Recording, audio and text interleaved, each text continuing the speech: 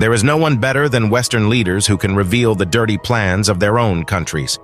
Throughout history, the West has been linked to acts of cruelty and abuse, especially in Africa, where these behaviors hit new heights.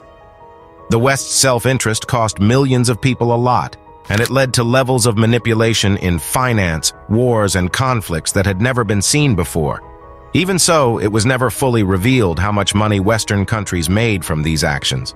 Things were kept secret, and the public only knew what got out. In this case, Hillary Clinton's email about taking cash and killing Muammar Gaddafi got out.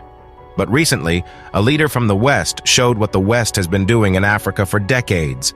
Claire Daly, an Irish politician and member of the European Parliament, took the West's clothes off and showed it to the world. She said that the West has been paying for wars and battles in Africa to make the continent look like it needs help from the West. What did she state? How did her speech show that the West is bad? In this video, let's talk about that. You need to first understand something. Western countries start fights and wars in African countries so they can take advantage of them. It's a reminder of how Western countries used Africa's resources and people for their own economic gain during slavery. By starting wars and other problems in Africa, the West makes it easier for Western countries to take advantage of Africa's many natural resources.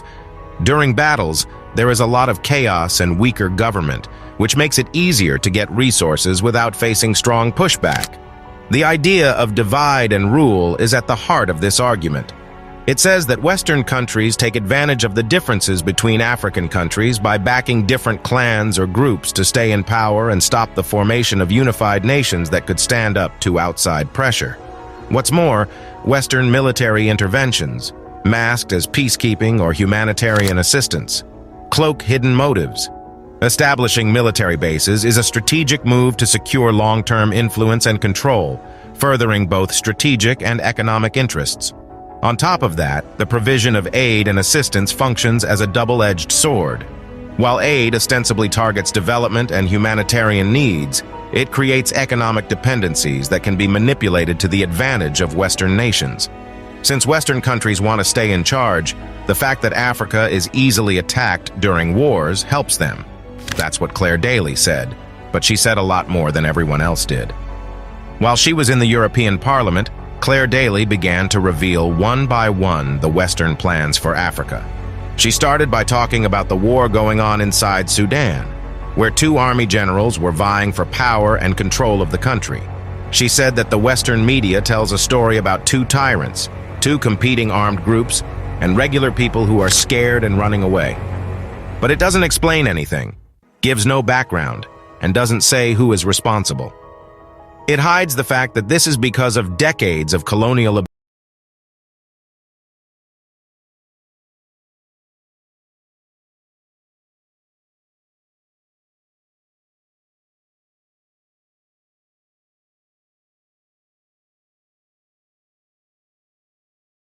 Welcome, everybody. Welcome to The Tonight Show. You're here. You made it. Thank you for watching at home. Well, guys, the Super Bowl is just a few days away, and people are getting really excited, maybe too excited. A new poll found that a record 68 million Americans will be making some kind of bet on the big game. Yeah, which is tough for me because I already bet it wouldn't go over 60 million. So I'm already down. I knew betting was getting out of hand this morning when my daughter asked me to put her college fund in a DraftKings account. So, don't worry, I'm going to double it, all right? Are you smoking? Who are you, the police? But actually, I saw some other interesting polls about the Super Bowl. Look at this one here. What is your favorite part of the Super Bowl? 20% said the commercials. 20% said the game. 60% said when your uncle eats that 13th wing and you see his neck get love handles.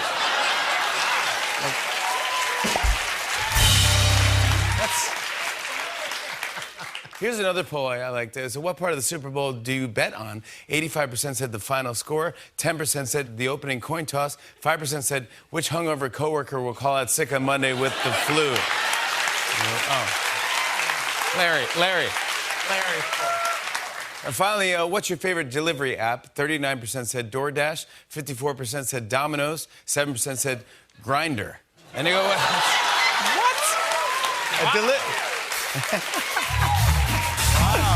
Wow. Meanwhile, it's been crazy here in New York City because President Biden has been in town all day. Yeah. And just 1 minute on the subway was all it took to end his love of trains. He's like, that's it, good Lord. But Biden had fun while he was here. He even took a horse and buggy around Central Park, or as he calls it, Uber. And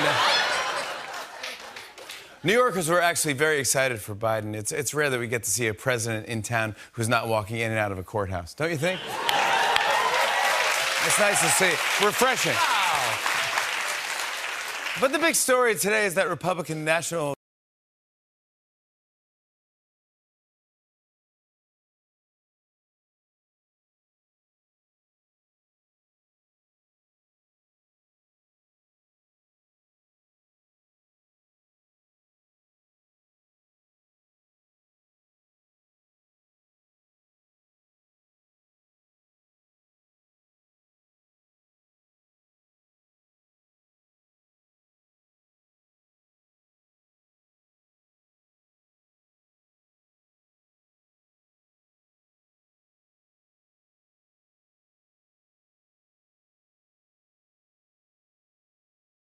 Yo, welcome back to the Red or Blue Pill channel. Thank you very much for coming back. If you're a returning viewer or subscriber, really appreciate it. If you're new, what we do is go through creepy TikToks that will make you question reality. With that being said, let's get straight into it because we've got a good one tonight, people. Let's go. Here's why Tucker Carlson is interviewing Vladimir Putin. We're in Moscow tonight. We're here to interview the president of Russia, Vladimir Putin. We'll be doing that soon. There are risks to conducting an interview like this, obviously, so we thought about it carefully over many months. Here's why we're doing it. First, because it's our job. We're in journalism. Our duty is to inform people. 2 years into a war that's reshaping the entire world, most Americans are not informed. They have no real idea what's happening in this region, here in Russia or 600 miles away in Ukraine. But they should know. They're paying for much of it in ways they might not fully yet perceive. The war in Ukraine is a human disaster. It's left hundreds of thousands of people dead, an entire generation of young Ukrainians, and it's depopulated the largest country in Europe. But the long-term effects are even more profound. This war has utterly reshaped the global military and trade alliances, and the sanctions that followed have as well. And in total, they have upended the world economy. The post-World War II economic order, the system that guaranteed prosperity in the West for more than 80 years, is coming apart very fast, and along with it, the dominance of the US dollar. These are not small changes. They are history-altering developments. They will define the lives of our grandchildren. Most of the world understands this perfectly well. They can see it. Ask anyone in Asia or the Middle East what the future looks like. And yet the populations of the English-speaking countries seem mostly unaware. They think that as nothing has really changed. And they think that because no one has told them the truth. Their media outlets are corrupt. They lie to their readers and viewers. And they do that mostly by omission. For example, since the day the war in Ukraine began, American media outlets have spoken to scores of people from Ukraine, and they've done scores of interviews with Ukrainian President Zelensky. We ourselves have put in a request for an interview with Zelensky, and we hope he accepts. But the interviews he's already done. I had to pause for 2 seconds because one, we need to react it, so TikTok doesn't obviously the video. But yeah, it's crazy that he asked Zelensky for an interview. Hasn't even gotten that yet, and he's now interviewing Vladimir Putin. In the United States are not traditional interviews. They are fawning pep sessions specifically designed to amplify Zelensky's demand that the U.S. enter more deeply into a war in Eastern Europe and pay for it. That is not journalism. It is government propaganda. Propaganda of the ugliest kind, the kind that kills people. At the same time, our politicians and media outlets have been doing this, promoting a foreign leader like he's a new consumer brand. Not a single Western journalist has bothered to interview the president of the other country involved in this conflict, Vladimir Putin. Most Americans have no idea why Putin invaded Ukraine or what his goals are now. They've never heard his voice. That's wrong. Americans have a right to know all they can about a war they're implicated in, and we have the right to tell them about it because we are Americans too. Freedom of speech is our birthright. We were born with the right to say what we believe. That right cannot be taken away no matter who is in the White House. But they're trying anyway. Almost 3 years ago, the Biden administration illegally spied on our text messages and then leaked the contents to their servants in the news media. They did this in order to stop a Putin interview that we were planning. Last month, we're pretty certain they did exactly the same thing once again, but this time we came to Moscow anyway. We are not here because we love Vladimir Putin. We are here because we love the United States, and we want it to remain prosperous and free. We paid for this trip ourselves. We took no money from any government or group, nor are we charging people to see the interview. It is not behind a paywall. Anyone can watch the entire thing, shot live to tape and unedited, on our website, tuckercarlson.com. Elon Musk, to his great credit, has promised not to suppress or block this interview once we post it on his platform, X, and we're grateful for that. Western governments, by contrast, will certainly do their best to censor this video on other less principled platforms because that's what they do. They are afraid of information they can't control. But you have no reason to be afraid of it. We are not encouraging you to agree with what Putin may say in this interview, but we are urging you to watch it. You should know as much as you can.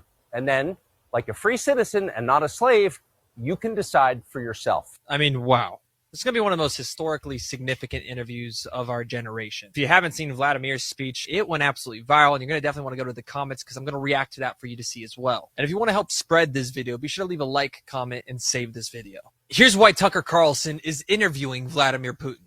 We're in Moscow tonight. Why is there not more journalists like Tucker Carlson? That's what I don't get. There should be more, surely. He's literally the only real journalist out there, in my opinion. Should probably mention that this video is for entertainment purposes only and to do your own research. None of it's true or verified. But yeah, this is. I'm looking forward to this. So it's 11 o'clock UK time, which I think is 6 o'clock Eastern time. But it's today, so I'm looking forward to this. But we've got some more videos just on the lead up, a potential leak. So let's get into it, shall we? Stop what you're doing and make sure you listen to this. This is a small excerpt of the interview between Tucker Carlson and Vladimir Putin. Russia is not our enemy. Tucker, what would you tell the people running America? Putin, our message is Russia is not your enemy. We don't want war. We're ready for peace. Your leaders seek conflict. This is not what we want. Russia stands for its own people. We do not want what is not ours. Tucker, what is your opinion of President Biden? Putin, we're convinced he is not running the country. Let's say we have good sources that confirm that, but it's plain for anyone to see for themselves. The US has now entered into a dark period. It has unaccountable leadership. How will you feel if Trump won again? Putin, we had good relations when Mr. Trump was president. There was no war. Our relations were at a high point. That said, nothing is predictable or stays the same. We have to wait and see. Tucker, do you see the United States as an enemy? Putin, no, categorically no. We were allies in World War II. Russians helped settle Alaska, California, and we were in Hawaii too. Our people are not enemies, but those in DC are certainly not our friends. Tucker, do you think Joe Biden won fair and square? Putin, I would rather not get into domestic American politics, but will say my embassy reported your southern border was run better than the 2020 election. Tucker, why did you invade Ukraine? Putin, did we invade or were we invaded? Look at the history. Look at the people living there. Historically, it's we who were invaded and are simply fighting back. The lands and people are Russian and we will have again what was always ours. See, Putin and Russia are no enemies of the West. I can't wait for this interview to drop tonight because it's going to wake up so many people's eyes to what's going on in the world. Please make sure you repost this to raise awareness and make sure to leave a comment. I'll see you soon. Okay, so I don't know if that's true or not, if that's part of it. I don't know where he's got that information. So it's not verified, people. So do your own research and watch the video. If it's in there, then you know it was correct. But if that is, then very interesting what he said. There's a couple of things in there which are interesting about who's controlling America. It's definitely not Joe Biden, is it? Let's face it.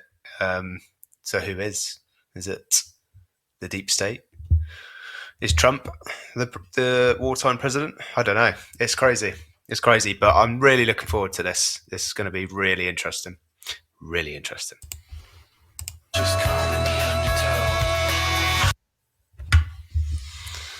Donald Trump has arrived in Moscow, joining the interview between Tucker and Vladimir Putin. Wow.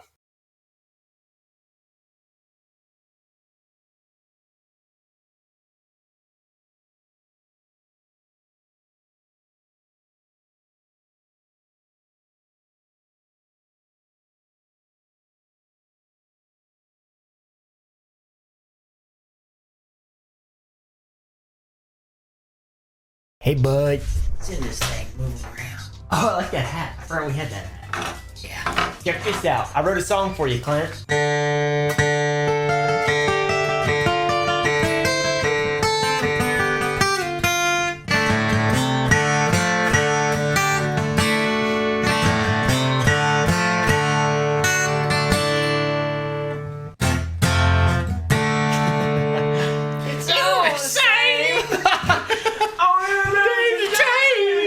We are reacting to stuff. Sunny V2, As we do. meanest versus nicest celebrities.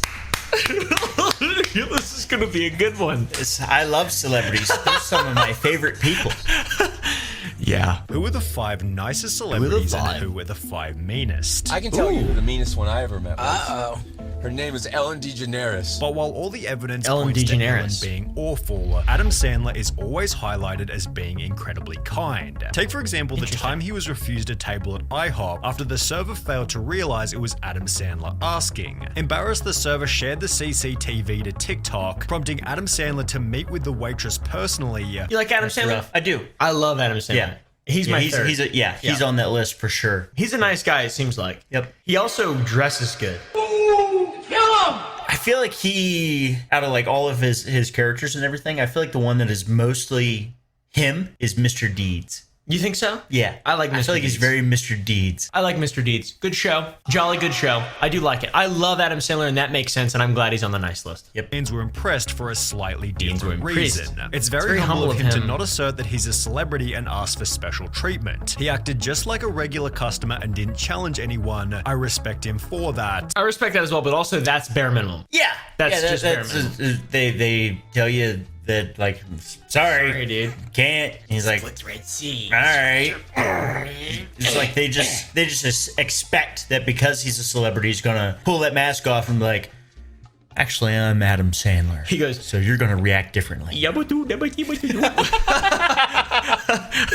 He would come out to sign autographs after a full 14+ hour day of shooting. Didn't That's matter how long crazy. the line was, he made sure every single person got to say hello. He had Now, if you became celebrity level famous, would you do that? You think? No. Me neither. Yeah, I'd be no. like, hey guys, sorry, Yeah. I love you all so much, but I just don't want to do this. Yeah. I don't want to do Yeah, this. I'd pull the migraine card. Yeah, for sure. I probably would have after a 14-hour day of shooting. That sounds hellish. That's absurd. He's yeah. a better man than us. Yeah. Seems like. But while Adam Sandler's happy on-screen mood clearly extends Back to his to personal school. life, Mike Myers from Austin Powers is apparently much different he's when bad? the cameras aren't rolling. Twitter didn't users know exposed this. Mike Myers as an absolute nightmare to work with. Twitter the article users. referred to a tweet reading, Mike Myers had me fired Can't off be the set trusted. of The Love Guru because I made eye contact with him and I was there as his bodyguard. The tweet had been posted by a Oh, person named no. Jay Brody, who then expanded on the incident in a podcast. You'll be basically guarding Mike Myers' trailer. They're like, here's the catch. Can't look at him. But I realized, like, I can't let just anyone into the trailer.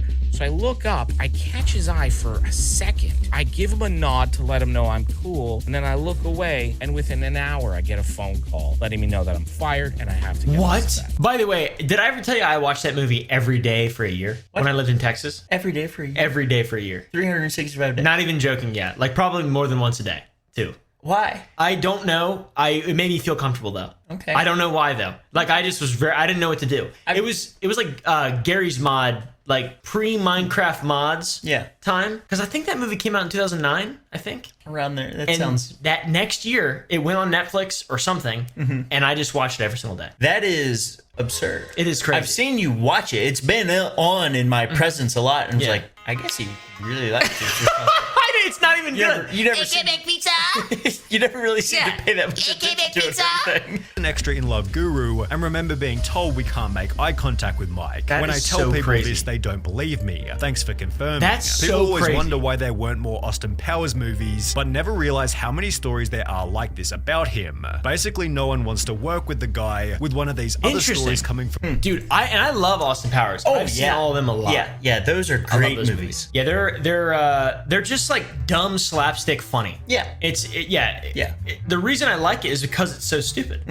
Yeah, I said they're great movies. They're not great movies. They're terrible They're movies. terrible movies, but they're hilarious movies. And that's wild. That's why you play so many different characters in those.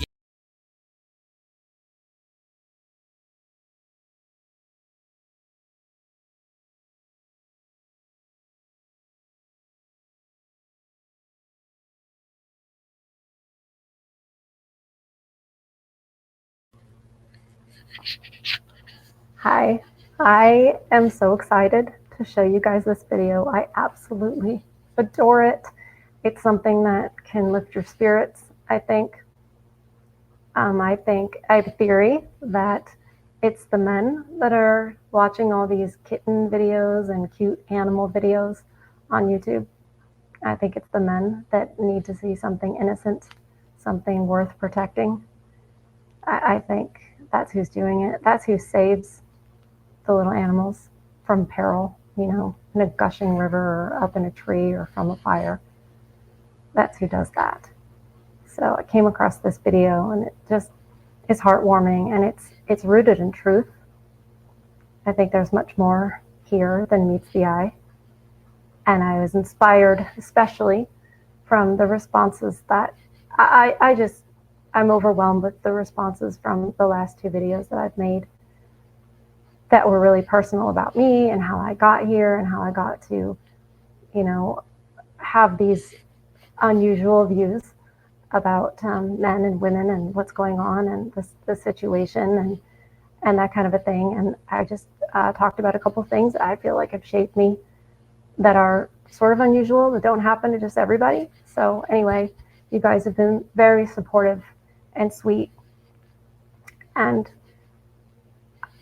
it's like, I'm so moved. I'm so moved by y'all. And so I want to dedicate this one to you guys. And I hope that you enjoy it half as much as I do. You know, I've watched it about 1 billion times, so let's watch it another time. It's so cool. Anyway, so this man gets ambushed by 1 or 2 or 12 or 13 kittens. And, you know, what does he do? Well, he acts like a man acts. That's what he does. Let's watch. He's on the side of the road. Killed for sure.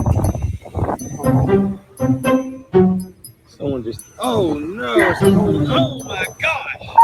I can't take you all. Oh my God. We got a kitten problem. Oh my gosh. We got a kitty problem. Oh my gosh. Who would do this? Look at these kitties.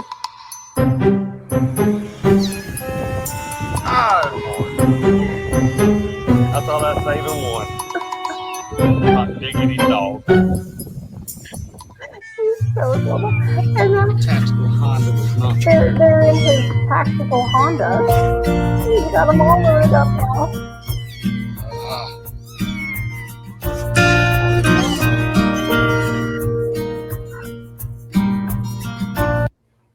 You might think I'm, you know, making these noises because the kittens are cute. The kittens are cute. But what moves my heart when I watch this video is the man's response to these kittens. I can't save y'all. And then they're all, of course he's going to save them all. Of course he's going to.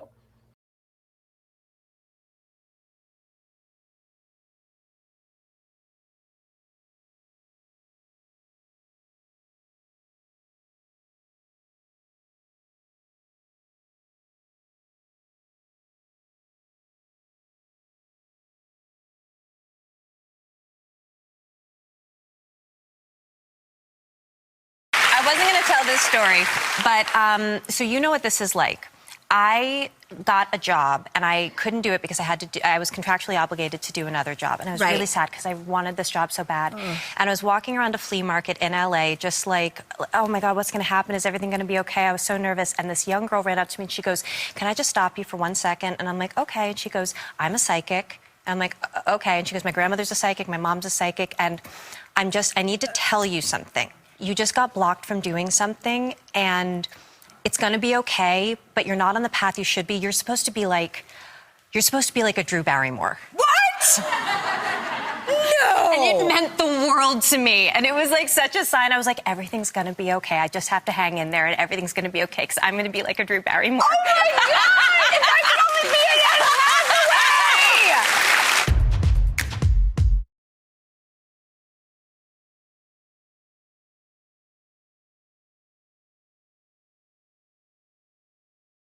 Well, well, well, if it isn't another sad reminder that you don't own anything in the modern age, and you just gotta put that in your pipe and smoke it with a smile on your face and say, thanks, Corpo, may I have some more? I know I just made a video on this topic a couple weeks ago after Ubisoft publicly came out and put their own dick in their mouth saying gamers need to come to terms without actually owning the games they pay for, or something to that effect. Basically just saying, when you purchase a digital game, you don't really own it. We all know that. It's not some like tight-lipped secret. When you purchase a digital copy of something, you don't really own anything. You're just granted permission to access it because you paid the admission fee. But it can be taken away from you at any time for any reason. If your account gets banned, or if the service shuts down, or if the license deal expires, it can leave and you just lose access to it. Even though you paid for it, you don't really own anything besides just like their word that you can use it. And that can be taken away at any time. And today we just saw a really massive case of a ton of people losing things they paid a ton of money for because of the closure of a service known as Funimation. This is probably something that's near and dear to the hearts of many of you watching. Funimation has been a staple in anime for quite some time, and in 2021, Funimation and Crunchyroll performed a fusion dance. They merged together, and then today it was announced that Funimation is officially shutting down. They're closing the doors, and they're letting it sail off into the sunset. Except the name of the boat that it's sailing off in is the Titanic, and it's currently hitting the fucking iceberg and causing a massive problem. Because with Funimation closing, Crunchyroll has announced that a lot of the digital goods that many users purchased over the years, such as like Blu-ray, special features, and a myriad of other things, will no longer be accessible because Crunchyroll does not support it. So things people have paid a lot of money for are just gone once this shuts down on April 2nd. So you're just going to lose access to it forever because you never owned it in the first place. You'll own nothing and be happy. That's the way things are trending, and between that and AI girlfriends popping off, the future's looking weird. And just when you thought it couldn't get worse for this announcement here, just when you thought it might be safe to sleep on your stomach tonight, Crunchyroll swoops in and violates your butt while you slumber by announcing that it's going to be increasing its subscription price substantially to $100 per year starting on January 28th of 2025. So now you're going to be paying more for the pleasure of losing things you had previously paid for. That's nefarious. That's downright diabolical. This practice is becoming more common than the cold, with companies taking away access to things that you had paid for, because when it comes to digital goods like this, you don't really own shit. And these companies have proven that they are not shy about taking it away. So naturally, that leaves people with three options. The first one, which I think is the worst one, be a mindless consumer who just buy product, get excited for new product, and that's it. You don't care. Yes, you paid for all of these digital items, but you knew what you were getting into, so they took it away. Wah, wah, wah, call the wambulance, get a side of French fries, rub some dirt in it and be done with it. You don't care that much, and you'll continue to just accept the shit they feed you. That is very much an option, and you'll keep subscribing to every streaming service under the sun that keeps popping up like a fucking hydra, because there's a million of them now. The second option, you start buying physical media, because if you actually own something tangible, the only way they take it back is if they physically take it from you. like taking a toy from a toddler. So even though Funimation shuts down here, if you bought the physical Blu-ray for Attack on Titan or something, instead of buying the special features and everything through Funimation, you would still have it here and could still enjoy it because you legitimately own something. And then the third option, which I think is going to become the most popular option, if it's not already, piracy. You set out on the seas yourself, the 7 seas, and you say, well, enough of this swashbuckling, it's time to show these scallywags what it's really about. And you start pirating all of your content. And there's a lot of benefits to that. 1, it's free. 2, it's more convenient now than actually subscribing to the streaming services because everything is so splintered and shot off into all kinds of different places. I talked about this in the last video I made, but best example is the one Donkey gave about trying to watch all of Pokemon. If you try and watch the entire Pokemon series, you have to go through like 15 different streaming services to get every season because Netflix has like 1 through 5, then fucking Booble.org or something has season 6, and then Roku's got season 7, then you gotta go back to Netflix for season 8.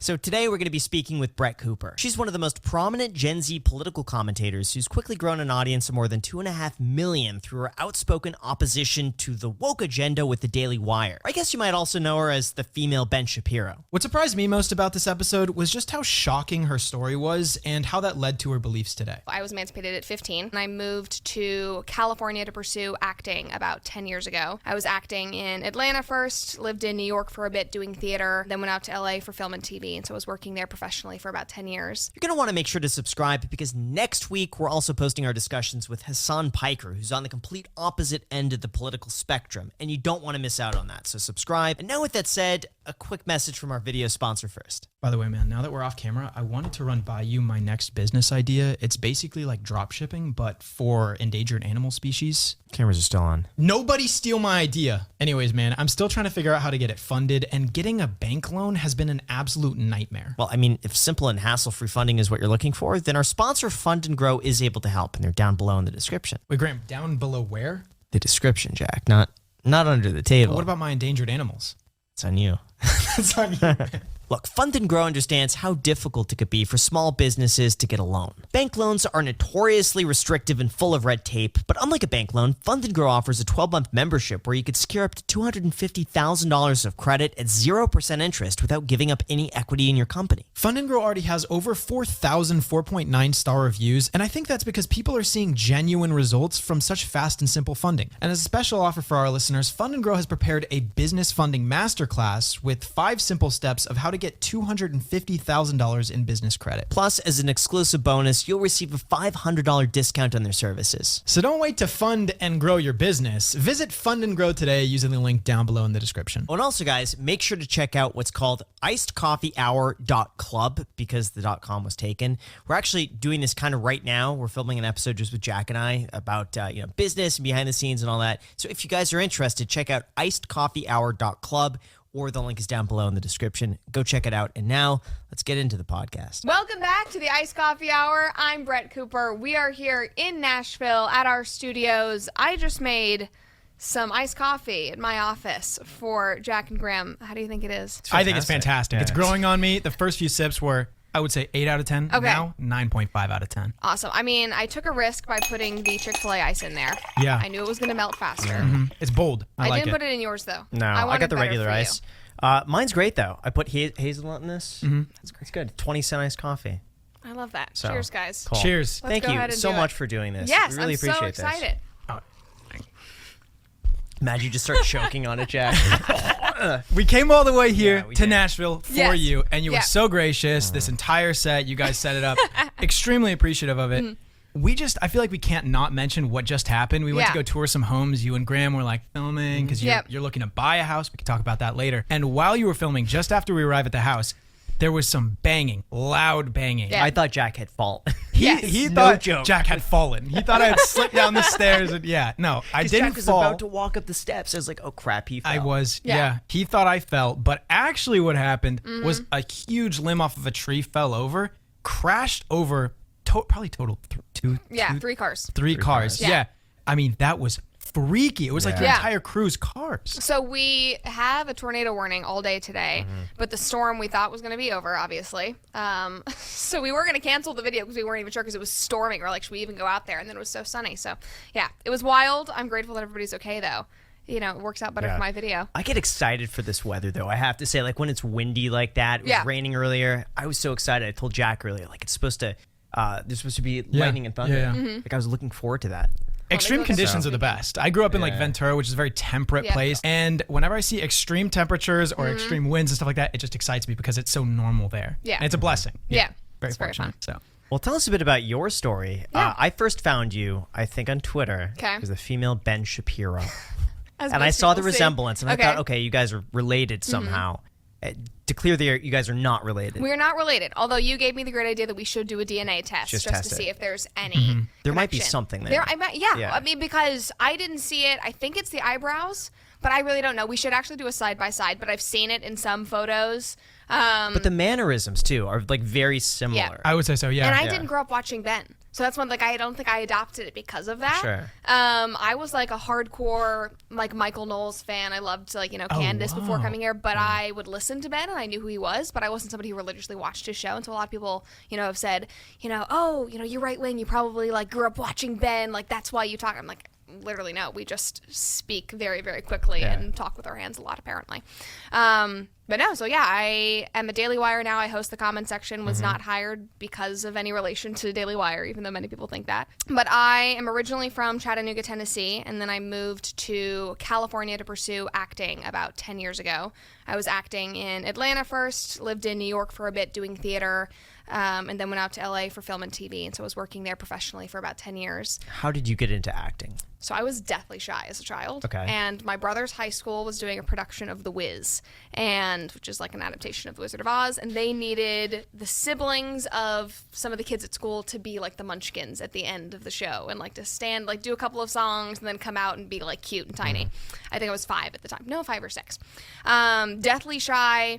My mom knew some people that were working, you know, on the show. My brothers were not into theater whatsoever. And she was like, this is the opportunity to get my kid like over this, because I would not talk to people. And this was like something that she was actively working on. My mother is incredible. She was a very, very intentional parent. And so she knew I was very shy. So she would, you know, stand outside of a gas station, make me go inside with a $5 bill and buy something. She would watch me like go up with, you know, to the counter with a candy bar and have to talk to the person. Why were or you something shy? like that. Do you remember like the reason? Was it just nervous of strangers? Not really. I don't really know. I just think I was uncomfortable. Not to go in a totally different direction, but one of my brothers died when I was 5 years old. And so I think, I mean, that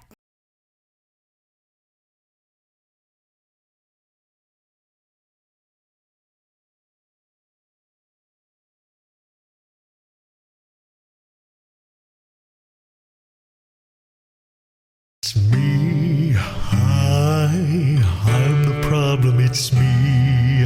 At tea time, everybody agrees. I'll stare directly at the sun, but never in the mirror. It must be exhausting, always rooting for the anti-hero.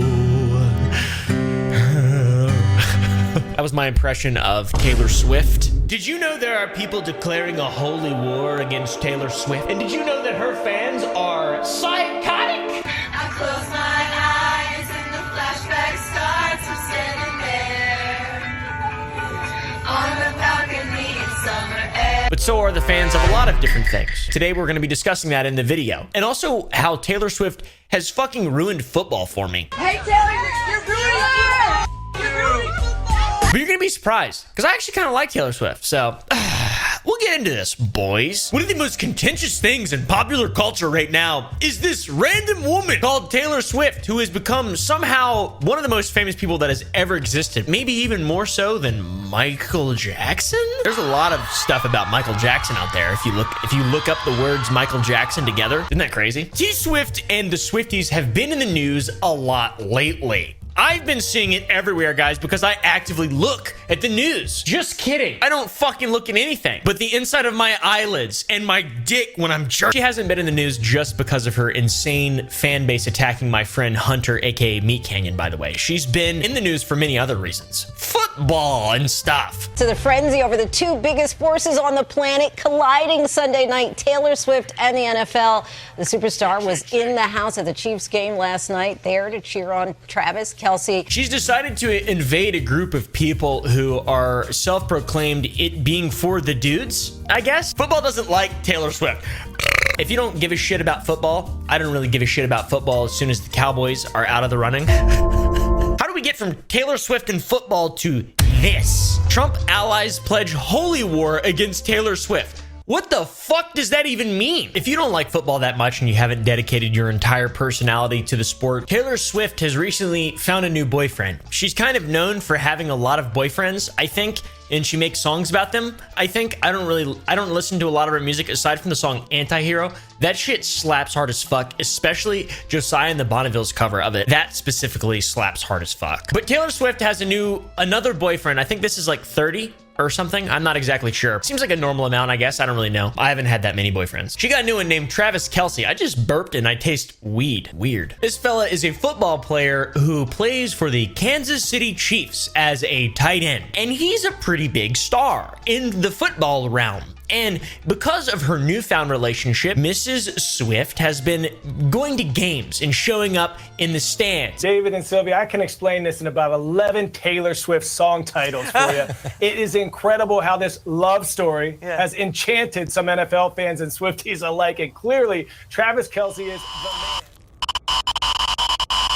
And the NFL loves it. They make it known. They show her in the stands periodically through the games. She's here. Taylor is in the house. Again. Took care of all the Taylor Swift song titles right out of the gate. Carson Daly knocking that out for us. And again. The Jersey Kid back in his home state for 6. And again. There's Taylor Swift and the VIPs who are here watching. And again. Halfway through the third, Taylor's still here. And again. I think Travis Kelce's living the good life.